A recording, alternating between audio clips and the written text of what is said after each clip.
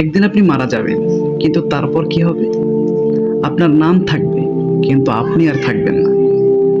একদিন আপনার পরিবার বলবে যে উনি আমার বাবা ছিলেন, উনি আমার মা ছিলেন, উনি আমার ভাই ছিলেন, কিন্তু তখন আপনি আর থাকবেন না। কবরে যখন লাশ নামানো হবে, লাশ নামানোর পরে দাফন কাফন করে সবাই চলে আসবে, শুধু আপনি আর মাটি একসাথে চিরকালের জন্য থাকবেন। নবী করিম সাল্লাল্লাহু আলাইহি ওয়াসাল্লাম বলেছেন, তিনটি জিনিস মানুষকে কবর পর্যন্ত নিয়ে যায়: পরিবার, সম্পদ এবং আমল।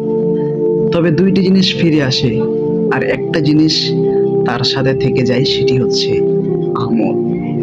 এই হাদিসটি বুখারীতে বর্ণনা করা হয়েছে। একটু ভাবুন না, আপনি কি নিয়ে কবরে যাচ্ছেন? আপনার আমল কিয়ামতের দিন কি বলবে আপনার সম্পর্কে? এই দুনিয়াটা ভুলে যাওয়ার জন্য নয়, এটা প্রস্তুতির জায়গা।